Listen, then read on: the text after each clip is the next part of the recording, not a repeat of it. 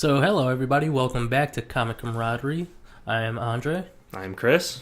and we will bring you almost everything comics, but today we'll be very focused on the Cape Crusader and Batman. Yep, episode 2. We thought, why not just dive right into it? There we go. Alright, Chris.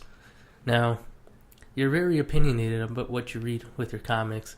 Not in a bad way, but in like the most accurate, and you don't favorite like I do. No, that I guess I can agree with that. Yeah. Yes.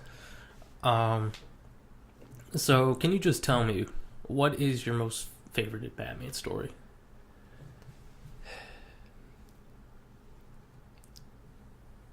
I really like The Dark Knight Returns. Yeah. That's just a whole new style of Batman, and it really shows like what years of doing what Batman does can really mess with you. Mm-hmm. And the whole way Frank Miller went about it, it was really nicely done. You know, for the time period, that was really well written. And I mean, come on, you gotta see Batman and Superman fight. Like, that was... That's like one of the most classic fights in all of comics. Honestly, I gotta say my favorite has to be Year One, also by Frank Miller. No, Year One was also really good. I like how they just bring Batman into light, and it's not even really Batman focused, really. It's more Jim Gordon. Yeah. And I guess that's why I liked it so much, because everything's always Batman, Batman, Batman.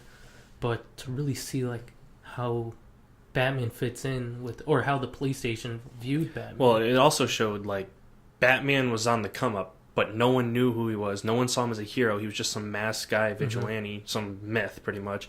And it showed us from the police perspective, how do you deal with someone like that? Because like if someone just came out here where we live and started beating the crap out of people who were like holding up stores or whatever. I mean, we don't have that much crime here, but if something happened, like what would be the personal like public reaction to some guy just running around in a mask beating the crap out of bad guys? Well, even in like Rebirth now, lots of like the people who live in Gotham, it still seems to be like half and half, and half people still like the vigilantism, and other people are like against it. And some people say, in multiple stories, say let the police do their job. Mm-hmm. I think that's just become a natural trait with Batman, though. Mm-hmm. You know, people want to go, hey, look at all this. We need to focus on Batman is not a hero. He's a guy who should taking the law into his own hands. Mm-hmm. I think that's always, at least from now on, will always be a trope with Batman. You know, that's always going to be a characteristic of how he's perceived. Yeah, and even with like Ben Affleck's Batman, lots of the inspiration came from Frank Miller's Dark Knight Returns. Yeah, he was supposed to be the older, more battle-tested. And the armored suit. Yeah. Where did they get that idea from? Dark Knight Returns. I mean, the suit is almost mirror image, too. Like, that's... It's phenomenal. Yeah. The suit looked awesome. No, the suit looked good. Ben Affleck as Batman was not a horrible idea. No. Ben Affleck killing people as Batman came off kind of... it really divided people. And it really... Well, it was done right, but a lot of people didn't like that. I could care less. You know, if I was I don't know how old he is. He's probably like 50s, but still. 50 years old. You've been fighting this war on crime for a long time. We know he lost to Robin. I want to say it's Jason, because it'd be stupid if they made anyone else. Well, it isn't going to be Damian. But DC likes to do their own thing, apparently, so...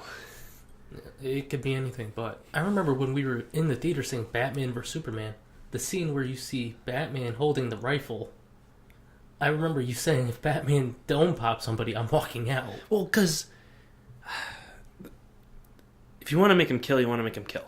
Go for it. You know, you do you. Mm-hmm. If you're going to sit there and you're going to make him use guns, the one thing Batman absolutely hates, and like I thought if he was going to stand up there and snipe a bad guy, it would just be a horrible thing, you know? Like, no one wants to see that. No one wants to see Batman become Deadshot, you know? We want to see Batman be Batman. And then he used it as a tracking device, so whatever, it worked, you know? Yeah. But open up Batman with a rifle. That doesn't look good. It still didn't... The Batman I know still wouldn't really use a long gun to put a tracker on.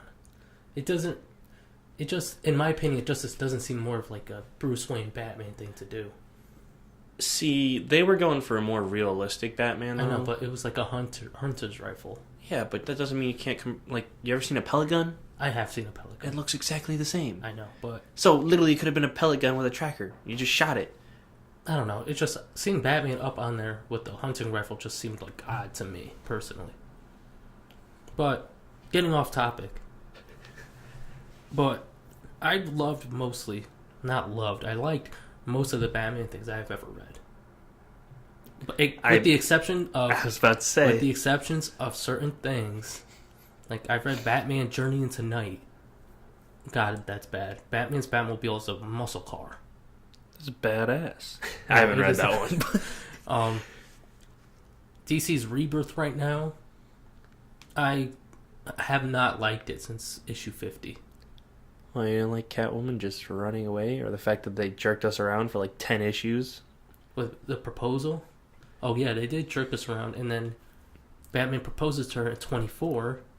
So for 25 issues, you're wondering where the hell are they going to get married or when the hell? What's going to happen just for her to walk out? All because the Joker said something too. Yeah, I felt like that could have been done better. And it's weird because in Rebirth, the Joker wasn't really a big part of the Batman comics. No. He was hardly in anything. And then all of a sudden, like, Two issues before the wedding, he shows up. And Yeah. then she leaves. It's like... Most of the Batman villains... Well, the one Batman villain that's been a big part of Batman's Bane. Rebirth is Bane.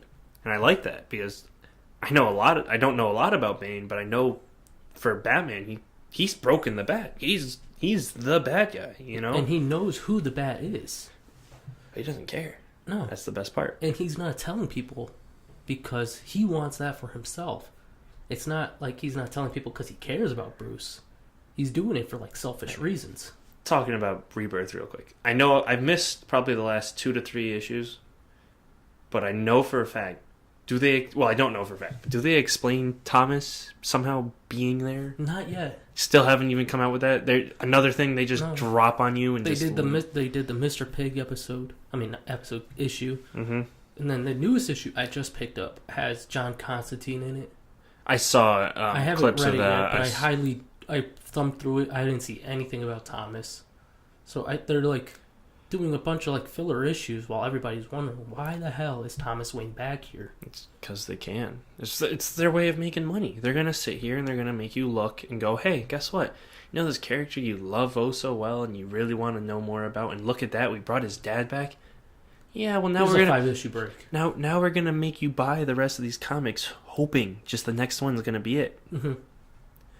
Batman and Rebirth is probably one of the more lacking type. Like the whole thing with Bane was going good, and then they just like roadblocked it real quick. The I Am Bane story, where they broke into the prison, and I think it was Catwoman who actually broke Bane's back in that issue. Yeah, actually, that's right. Mm-hmm. Now that was a phenomenal story because they did it to like save Gotham Girl. Mm-hmm. They needed Psycho Pirate and everything. Yeah, that was really well done. It was phenomenally done. But now, like after the wedding, everything's kind of like slowly like falling off the handle, in my opinion.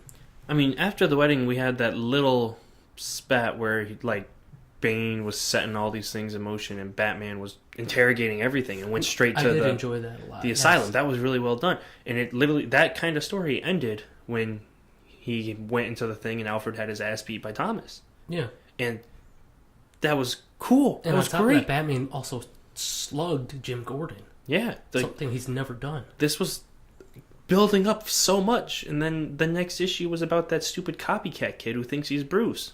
You know what? If they did one issue fill-in with the copycat kid, I would not have minded that so much, just with the fact I see potential in that character. Well, no, that can go so much, but to do that and then jump into this other storyline and this other story, it's like, what are they doing? They're just jerking us around. Yeah, no, and I totally agree. Like I said, I think they should have done the copycat filler issue, and then they should have just left it. Mm-hmm. Because I do feel like they are building something up with that kid. I don't know if he's going to be a Batman villain. He might be Damian's villain. I hope it's Damian's villain, because Batman could easily beat the crap out of like a 10-year-old. Yeah, I hope it's Damian's villain, because him saying I'm Batman and Damian's like high sense of pride, that could be a huge like character. That filler was crazy though. That was kind of crazy, yeah. That was like insane to just think that this kid was killing people just because he thought it was the person that killed his parents, even though like it's just a process he keeps repeating because he's loony bin. Yeah, and it's like you're reading the issue and he's drawn like he looks like Bruce Wayne and everything, but then at the end you see him. He's not. You're just like, holy crap, this guy looks nuts. Yeah.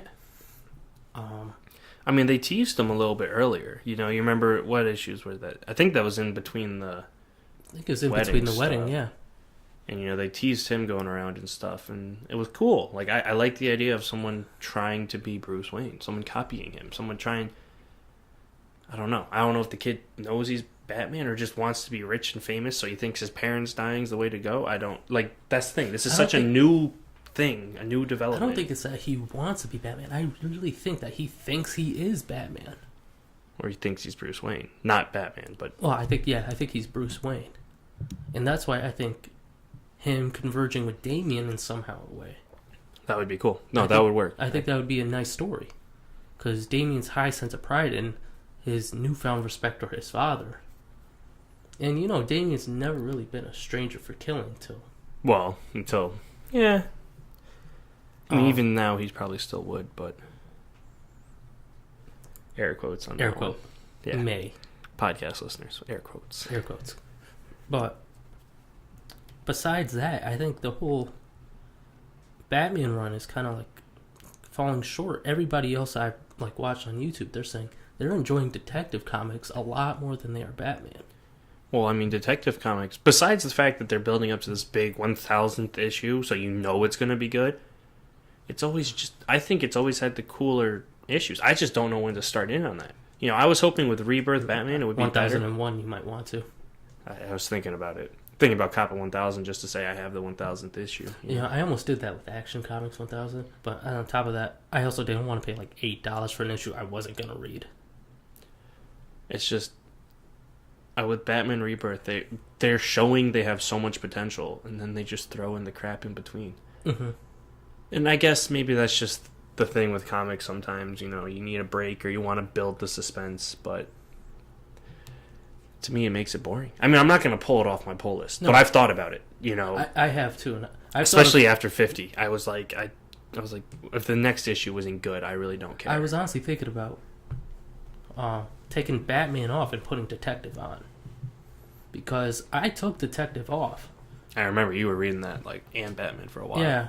And I was enjoying Batman more because it was leading up to the wedding. And lo and behold, after I cut Detective Comics picks up like nobody's business. Then Batman starts falling shorter and shorter and shorter.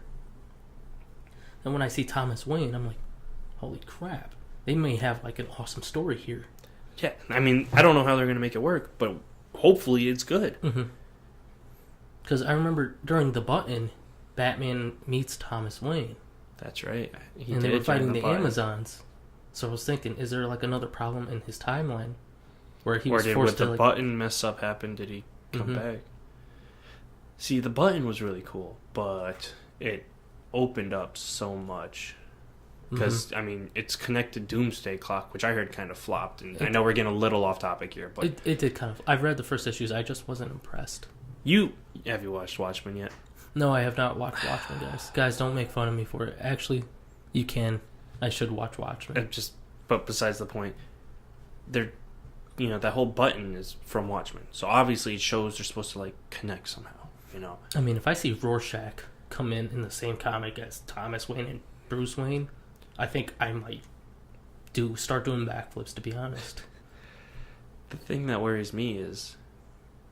I mean, everyone's talking about during the Button that was Dr. Manhattan, and I'm pretty much sure it's safe to say that was Dr. Manhattan manipulating. Well, he's like a celestial being. Is he not? I mean, yes, yeah. Do you think he has a power to merge those two universes, though? Probably. Most definitely. But, you know, I'm still newer on the Watchmen issues and stuff, and there's not even that much on them. Literally, the Watchmen was like a one-hit thing, and then they did another thing a few years later, and even the original writers were like, you can if you want, but like we're not really sure you need to. Like, it's not important. No, that's like some of like old school comic book collectors. Some of the ones I've talked to at the comic store, some of their favorite stories is Watchmen. just a whole trade paperback. They sit there and they binge the whole thing. They say they love it. It's a really good story. I mean, I've only watched the movie because I don't have the paperback yet, but it's... Apparently the paperback's better than the movie. Oh, I'm sure it is. Almost everything, the book's better than the movie. But the whole point I'm talking about this was during the button, you know, you had Reverse Flash die. And that was a big thing. And I know you don't read Flash. But I know that Reverse Flash is like a paradox. But he was back. And the thing that's weird was he was back, but it looked like he really wasn't. Like, even Barry said, it seems he's dead. You know, you remember the end of the button. He was like, this seems like he's gone. Like, there's no coming back from this. He came back in Flash. I can't really remember if there's a big explanation, but he was back. It's comics. Does anybody really stay dead? No. I mean, Uncle Ben does. Well, but then Flash, can't remember the exact issue, but he's back. And then he dies again.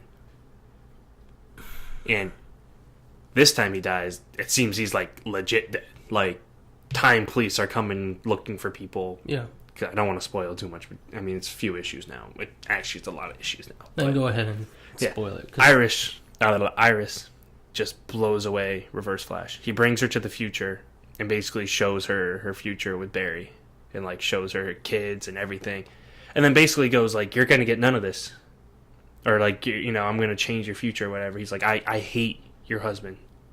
I hate this. I hate that. And, like, at the time, Barry and Iris were having, like, issues. Like, they weren't even together. Yeah. So Barry goes to the future or whatever. And, like, in the middle of the fight, Iris gets, like, some future weapon and just blows him the fuck away. Just kills Reverse Flash. And that's actually what leads up to the Flash War. Which is... because Hunter Zolomon is, like, leader of, like, the Time Police Corps or whatever. I don't remember what they call him. But he goes into that, and he basically is, like, he was really good friends with Reverse Flash. And, like, they had, like, this big plan. And I guess they weren't, like, Solomon was kind of like, I'm not in the need to go back and fuck with the Flashes. Not important. Like, we don't need that. You know, Reverse Flash couldn't help himself. And then he got himself killed, and that kind of drove Solomon mad. And it also has to do with metal changing things and big universe pictures, because Flash has to be a big part of it. So I don't want to get too far into that, but I'm just saying, I'm wondering, when Reverse Flash came back, I wonder where he came back from. Maybe it was Dr. Manhattan. You know, Thomas Wayne could be from anything. I feel like Dr. Manhattan definitely has a play in Thomas Wayne's return. It's possible. I'm thinking hopefully it's more so towards the Flash, because as much as I want Watchmen and, like, DC to merge a little bit, the more I think about it, the harder it is to do. You know, because you're bringing in some big hitters, and you're bringing in some people. They're bringing in Rorschach. What was that? What was his name? Owlman. Dr. Manhattan. You know, you can make it work. It can. You know, they're not that big of a deal. But Dr. Manhattan is Dr. Manhattan. You know, he's a heavy hitter. Yeah. And from what it looks like, he's playing with the timelines. He's adjusting things. He's messing around. So, I know this is supposed to be Batman episode, so we can go back to that. I know. But in the previews, now that I'm thinking about it and we're talking about it, there's another Flash and Batman story coming up. Is it about their partnership in Heroes in Crisis, though, or no? Actually, it's probably like, not. It's like one of those alternating ones, like the button. Like, part 1 is in Batman, part 2 is in Flash, 3 Batman, 4 in Flash. All right, so don't cut out Batman yet. Got it. Exactly. Do not cut out Batman. So maybe that'll explain it. Actually, maybe it's like a prequel to why, you know, maybe Thomas came back from something stupid they did with time.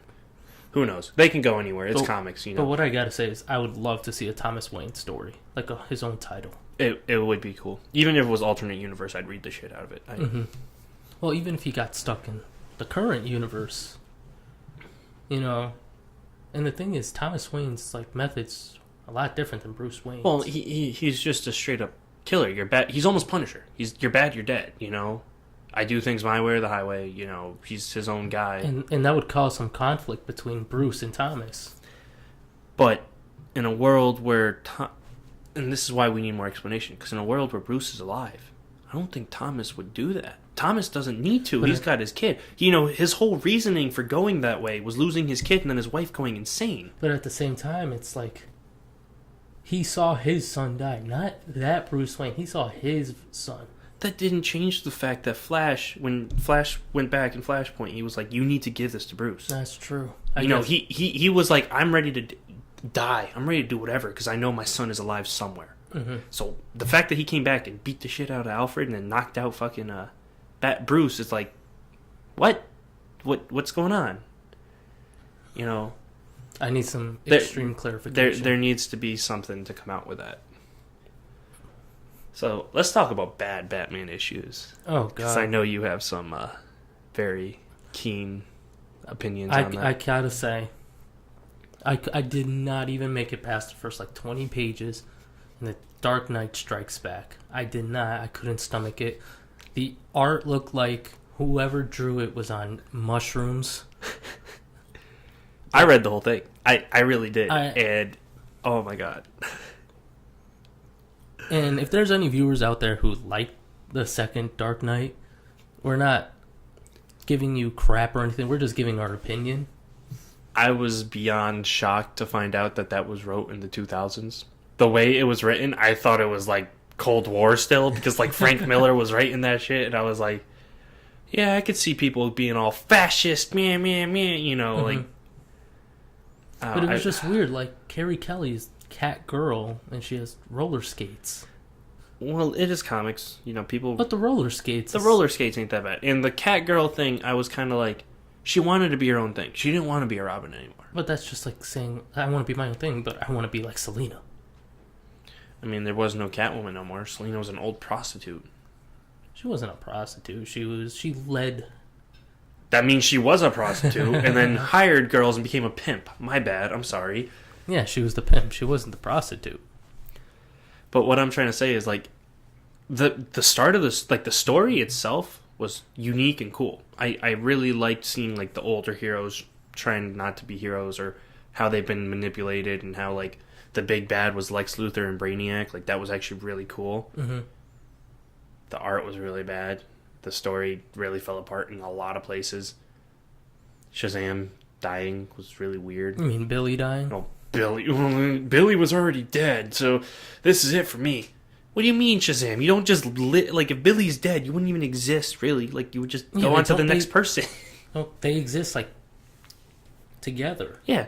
So it's not like Billy died and freaking I'm living as Shazam now until I die. It's that's not. I don't see that. I'm not a huge Shazam guy, so maybe I'm wrong. Maybe someone who actually knows Shazam, But Braulio, who works at the comic book store, he said, I didn't even like it. He says, I didn't like that iteration of Shazam. It was off. A lot of people, at least, this could just be the internet trying to make me like it. There's a lot of people trying to defend that comic, that whole storyline. Yeah, but at the same time, there's the same amount of people who are against it. Yeah. It's just one of those comics that divides people, instantly cuts right down the middle. And it's just, it was so bad. Yeah, and it's it's weird. It was so cool, but so bad. The Atom being trapped in a petri dish and just for years. That's unique. And you rescued him. That was cool. You rescued the Flash. You're bringing everyone back in. That's cool. You find out the president's not real. Okay, that's a little weird. Okay, I guess. Mm-hmm. He's a hologram or he's a robot, and he made laws so he can stay president as long as he wants. Because there's no crime, so who cares? That's a little weird. Well, it's because it was Lex Luthor and Brainiac pulling the strings. And they were threatening Wonder Woman to stay on Themyscira. She can't be a part of this. Billy Batson, no more Shazam. And Superman basically flew around and made him look good. Made the government look good. Yeah. Like I said, the basics of the story, when you boil it down to basics, it sounds amazing. The art style really cramps it. You can't tell who's who half the time. When Billy, or when Shazam's dying, it looks like Bruce. I had no idea it was a different character. Especially because the few pages before it showed Bruce, and then it showed Shazam dying, and I was like, I don't know who's... when I was reading some of the reviews on it, people said that the art was really misleading. The art was bad. The art sometimes just molded and blended together. Mm-hmm. But there were some good points of that comic, and I can't totally write it off as a shit show, but it was not that good. Yeah. See, the way that Frank Miller writes some of women in general is just... We can go into All-Star Batman if you'd like. It's very weird. And I purchased Elektra Assassin from the comic book store. I bought the trade paperback, and that's also a Frank Miller story. Mm-hmm. Now, the reviews on it say it's not that bad, but for a female as the lead character in a Frank Miller story, it's making me not want to read it. It's making me like curious as to like how he's gonna portray Elektra, because as I said in the last episode, is that I am a Daredevil fan, and going with that means I am an Elektra fan. Mm-hmm.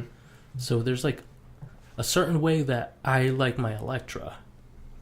The Elektra that I envision is like mysterious, has no problem killing.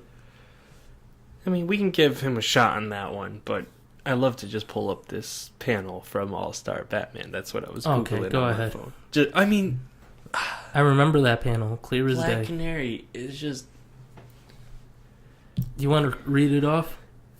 Okay, so Batman's fighting this guy. Sleep tight, princess, and don't you go messing again with any Gotham City girls.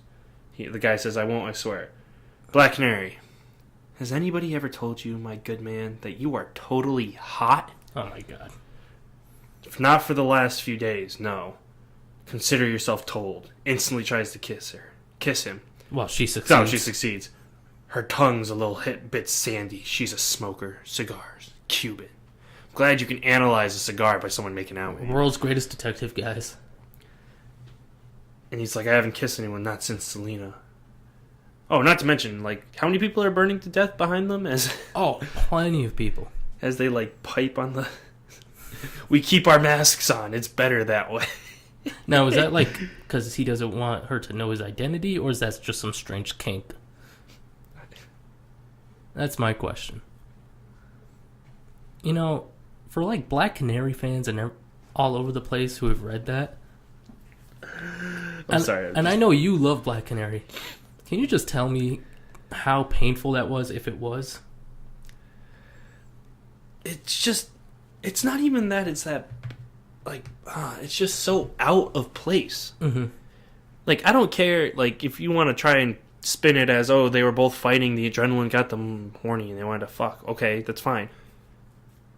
Instantaneously? That's a little weird. People are burning to death, like, behind them.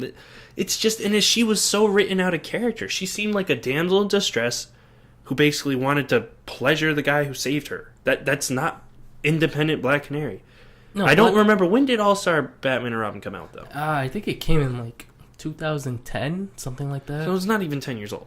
No, that was, like, when the artist Jim Lee was kind of, like, on the up-and-coming before he did some of the, like, really famous stuff, like Metal and stuff. It's weird. It really is weird to think that they would just sit there and, like, it's just written weird and poorly. I just was not a huge fan of it, you know? No, I wasn't either, and I remember reading the whole thing. And I remember, I'm a Green Lantern fan, but maybe not as big as the other, but just to see Batman covered in yellow, in a yellow room, drinking lemonade, so he could talk to Green Lantern. It's the ultimate trap, okay? Yeah. I'm telling you. Just so he could talk to Green Lantern without him using his powers was just ridiculous. I'm sorry, like, Batman... does not do that. He does not cover himself in yellow and sip lemonade as he's debating. And then just to talk to him. Yeah, and just to talk. And then let his, 12-year-old adopted son break his trachea. I think Frank Miller just liked writing out his hype as the evil, strong, gritty Batman. But I think the problem is he doesn't know the other characters well. And this is what I think really... struggled with in the Strikes Back aspect was he tried to bring in a bunch of characters, but he had no idea anything about them. Like, half the stuff he wrote was, like, off. It didn't seem like the actual character. I wish I brought the book. I'm sorry I left it at home. No, it's okay. I could pull up, like, examples. Like, if I looked through there again, I could tell you, like, there was, like, this scene where it's like, this just doesn't seem right. In my opinion, the characters that Frank Miller knows the best are the ones he writes the best. Is Daredevil and Batman. And when he writes about them in, like, their own way, like, The Dark Knight Returns was mostly Batman-oriented, it was a killer book. Yeah. The second he adds all these other characters, things go down, like Batman and Robin. brings in Green Lantern as an enemy for some reason. I haven't read it, so I'm not gonna try and understand it. You could go without it. And then you got Black Canary in there, and the other characters seem to just be pieces, like pawns in there. They're not even like a part of it. They're just in there. Yeah. Hold on real quick. Pause. That's Spike. All right. Anyway, where were we? The characters that Frank Miller knows the best. And how every supporting character seems to just be drawn out, one-dimensional, kind of two-dimensional. Yeah, but one supporting character that he did very well, in my opinion, was Karen Page in his Daredevil run. Are you talking about Born Again, the one you let me borrow? I wasn't so... I agree. I just was really confused about her being, like... She was really helpless in that run. She was, like... I don't know. I mean, I can understand maybe something happened and, like, things went downhill. But, like, she started out as, like... She sold out Matt's secret... For a drug hit. For a hit of a drug off, like, some dude she was porking. It was really... It seemed like really weird to start, but it made the story, so that's why I didn't question it so much, and that's why I still think it was done right. And I feel like you might be questioning that because maybe if you read the issues right before that. Well, and that's another thing. I have the trade paperback that you lent me, so I only know what I know. Yeah, and I just know Karen Page because obviously I watched all the Daredevil episodes, and then I read up until maybe like the last 8 months a lot of Daredevil. Mm-hmm. And Karen Page has been all over the place. She's been a porn star, a secretary, a drug addict. I think she's just one of those characters that can just be anything that the writer wants. Yeah. Because she's not really set in stone as something. No. And you could do that with almost any character, too. Like, don't get me wrong. Like, there's characters out there, even some heroes, that can be written how you want because they're just always different. Mm-hmm. And I think that's what a writer brings to a table, and that's why like I said, Karen Page in the story was good. Mm-hmm. I just question how some things went around and how some things worked. But I think it worked out for the story, and it worked well. It just was like a big smack in the face. Hey, yeah, she like sucked some dick and sold out a secret for some drugs. Yeah, but the part that I also liked was that Karen needed a ride to go see Matt, remember? And she, like, asked this guy, she says, I need a ride, please, I'll do anything. And no, she needed to get to the country. Yeah. And she went with, like, this drug dealer, and then she went and saw Foggy, and he, like, went out after them, and it was crazy. And remember, like, the part that I think he did really well with Karen is, like, the guy is, like, kissing her neck and said, remember, I'm a big fan. I remember that just sending, like, chills down my spine. And I'm just it was written well. And you could easily feel very awkward and very, like, oh my god, like he's rapey, like he's like, controlling, abusive. If you're getting like a reaction, like feeling awkward, in my opinion, that's a good. No, it was a good story. It was a really good story written by Frank Miller. Mm-hmm. And just like how Foggy had to go out and get her out of this like abusive home and everything, and how Daredevil like forgave her automatically when he saw her. I mean, he was down in the shitter though. So his life was flipped upside down. So I think Kingpin did damage, and that's why I love Kingpin as a villain because he doesn't really attack you straight on like the Green Goblin does. Mm-hmm. He will literally just destroy everything around you. Just so he doesn't need to destroy you. He destroys your support, and then it doesn't matter if he wins or loses because you have nothing to fall back on. Exactly. So it's like I like Kingpin because it's like he makes you want to be dead. He doesn't kill you. He says the best sufferer is to have somebody who wishes that they were dead. Mm-hmm. And you know what? Once you break a man's soul, like he did with Daredevil, you broke the hero. That's true. So I thought Kingpin was phenomenal, and I thought Frank Miller did a phenomenal job with Kingpin. No, that was. I think we're getting a little off track and focusing on Frank Miller. Yeah. I think we were talking about bad stories and. Instantly, The Dark Knight Strikes Back comes up because it's bad. Oh, yeah. So we went off topic. Well, it doesn't matter. I mean, that's the whole point of this podcast is for us to talk. I'm just saying that I think we're focusing a lot more now on Frank Miller, just like as an outsider looking in, kind of like because he's done so good and he's done so poorly, and it's just interesting. It is interesting because he's always like a hit or miss.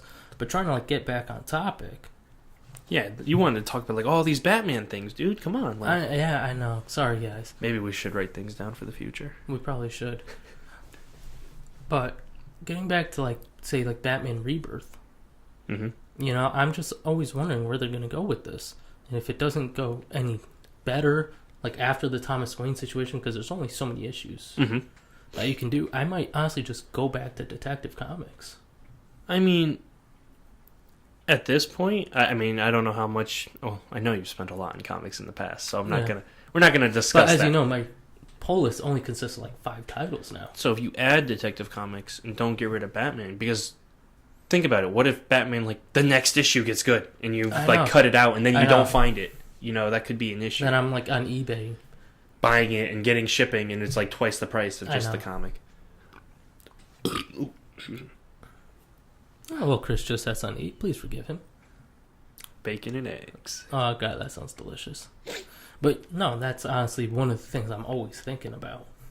Is that what if, like, a first appearance comes out, and just because everybody wants it, everybody jacks it up to $40? Oh, yeah. No, definitely. If it's, like, something that... Well, think about it. If Thomas Wayne, and it, like, goes into his backstory, or, like, how he got there, are you really going to be able to buy that for cheap? No. Especially if you can't find it nowhere else? I mean, I'm sure Art could hook you up, but... Yeah, but I remember when Batman Damned came out. And I remember everybody remembers... Bat penis. Yeah, the bat shaft or the bat penis, whatever you guys want to call it. I remember... How did it get reprinted so fast? I remember I just wanted to read the story right when it came out. So I called my comic book store. I said, hey, do you have any more issues of Batman Damned? And... He says, yeah, I got one more. Do you want the regular cover or do you want the variant? I said, I want the regular. He says, okay. So he takes it, puts it in my pull list. When I go buy it the following day, Art takes it out of my pull list, and then he says, this is a really hot book right now. And I said, why? And then I start thumbing through, and I see Batman's wiener. Well, that wasn't why it came out so hot selling. Don't get me wrong. A lot of people wanted it after the fact because of that, but that story was recalled. That story was looking like, it was supposed to be a darker, grittier, mature version of Batman. A lot of people were like, I'm ready for this, like, take me. And I was like, cool, this is going to be really good. And then I missed out on calling the store. I should have, but whatever. And then all of a sudden, the internet exploded on Wednesday, and I looked at it, and I was like, holy shit, there's a penis. Yes. And then the thing is that all comic book stores, if they weren't already in somebody's pull list, they had to take them off their shelves and send them back. Yeah, because there was a total recall, reprint right away, redistribution. Yeah, because I remember the following week they had the second printings. Because they were so... I don't know why. Like, okay, don't get me wrong. A penis is a penis, and we don't need Batman's penis in comics. But come on, who cares? Yeah. It's their mature label. What is it called? Their DC Black label, right? Yeah, the Black label. So it's literally going to be 17 plus. You know that. You knew that going into it. If you look at the cover too, It's not Batman's teeth are all bloody. You're telling me you're gonna buy that for your child? Yeah, it's not sitting there all happy dandy Batman. It was Batman Damned. Yeah. The title was Damned. You knew it was gonna be bad. It starts with a curse word. Can we just talk about though? Imagine being the artist. That's the first time ever drawing Batman. Canonly drawing Batman's dick. Maybe not even canon, but like under the label of DC Comics. Imagine being the first guy. Imagine how much pressure he had to be in. Like, can't make it too big, can't make it too small. It's Batman, for God's sakes. He's got to have a good pekka. Catwoman keeps coming back for a reason, guys. But God. I just feel bad for the artist about how much he was probably being scrutinized when he was recalled. The worst part is, though, I mean, I'm sure someone told him to do that. Someone was like, he's getting naked. Draw him. Okay, there you go. Yeah. When I talked to the artists at Comic-Con, the writers go, here's the script, here's what I want happened, draw it. Yeah. And it's a mature comic, so the artist is probably like, okay, I'll bring some actual maturity to this. We want his I mean, for all we know, the writer could have been like, I want to see his dick. If you don't put the dick in there, I don't want it. I'll get another artist who will draw Batman's penis, all right? Oh my God. I mean, it's possible, you know? No, and you know what? That is the way that it works. The writer literally has the say-so Just so you know, I think I'm going to title the second one "Bat Penis?" question mark. Actually, that might. I don't know. I'll see. We'll make it work. Maybe Bat Shaft. Bat Shaft. It's a little less on the nose. Yeah. But I think the only comic book writer ever that gave his like artist full freedom was probably Stan Lee. Because back when Stan was writing comics, he says, "I don't have time to write all these scripts." He used to just say, "Go draw it, and I'll fill it in with words."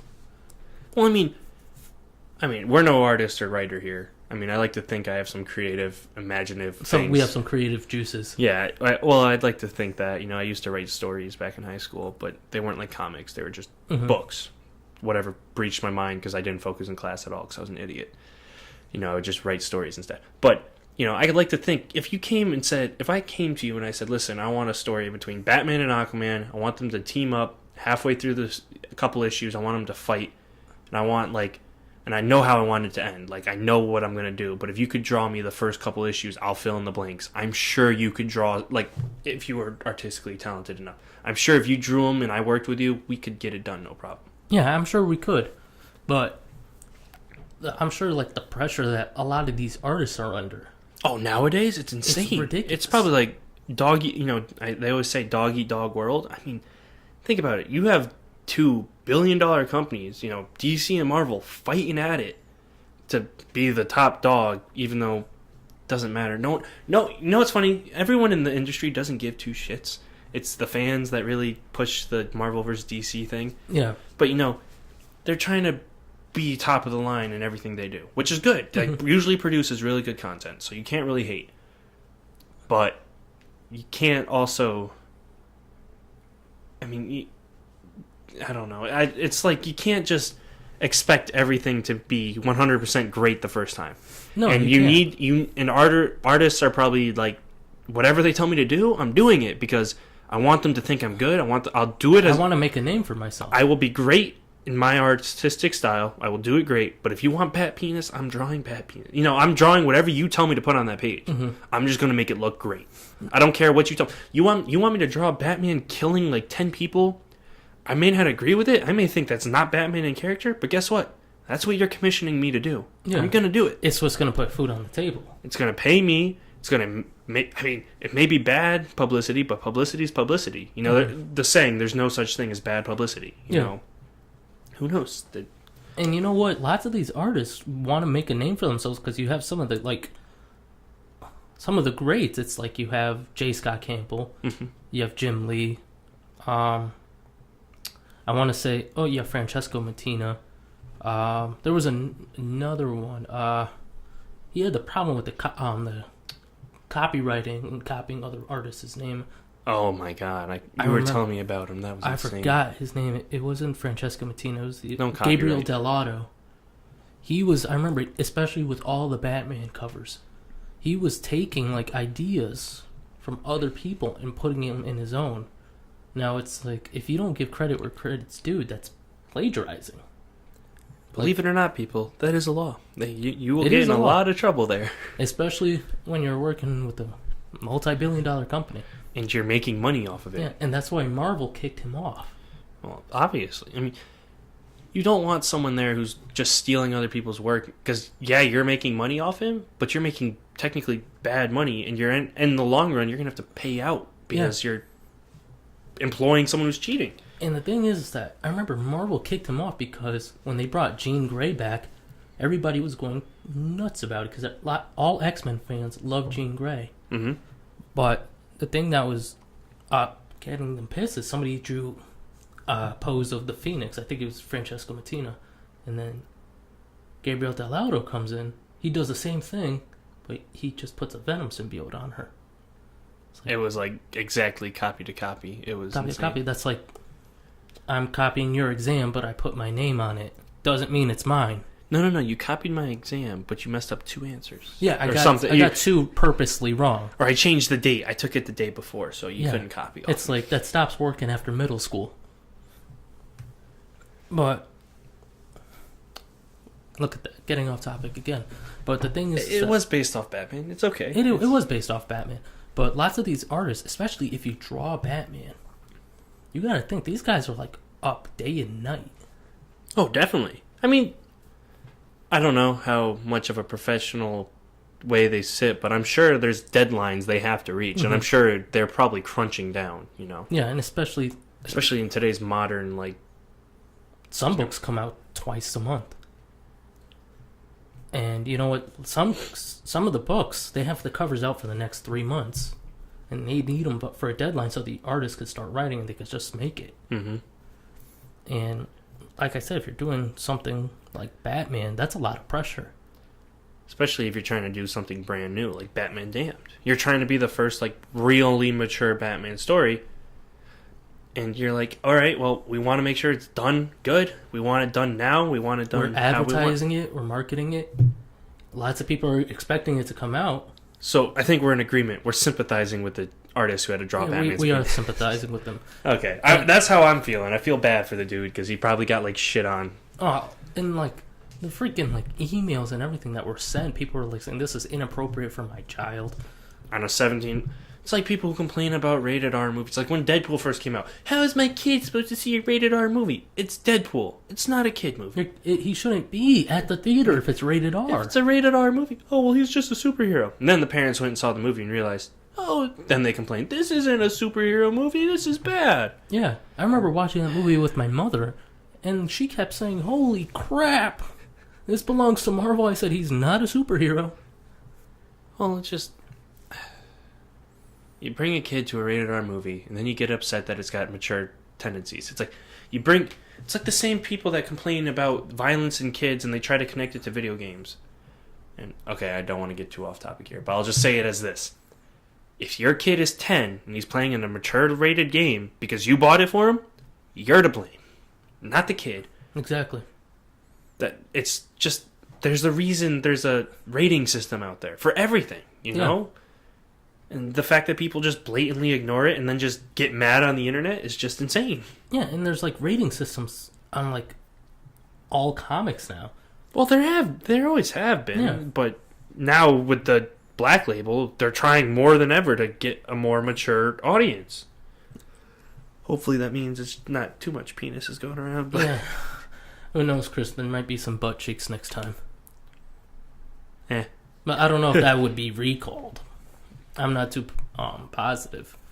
But all in all, when it comes to Batman stories, following back to the main point, when it comes to the ratio of good versus bad, I definitely think it's like 70-30. Oh, easily. There's definitely more good than bad when it comes to Batman. It's definitely like, for every 7 that are good, there's 1 that's bad. I can see it, yeah. I would agree with that. That's not 70-30, but it's okay. Oh. Look, guys, I've never been good at math. But it's just, even in Rebirth, I'm sorry, I'm just laughing at your math. Oh, my math is awful. I apologize. It's 70-30. It's like after 7, there's one bad one. That's not 70-30, but that's fine. Holy crap. But honestly, I'm kind of hopeful for Batman Rebirth, because if you think about it, for every Batman run that there was, prior to New 52, it was like Batman went to like issue, I think 7 something.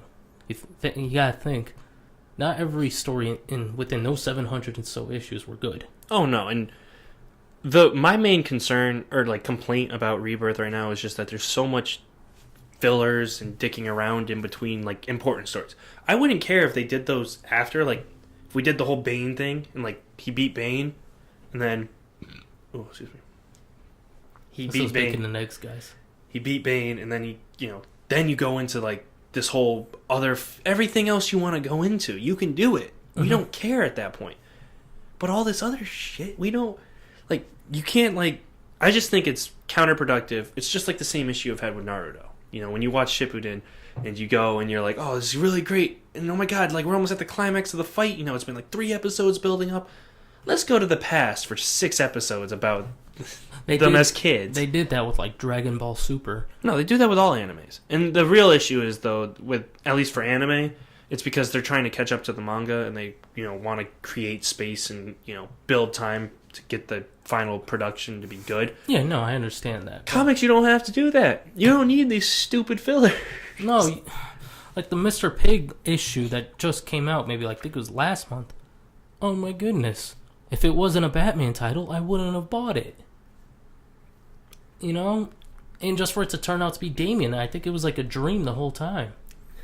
It's like, when are you sleeping?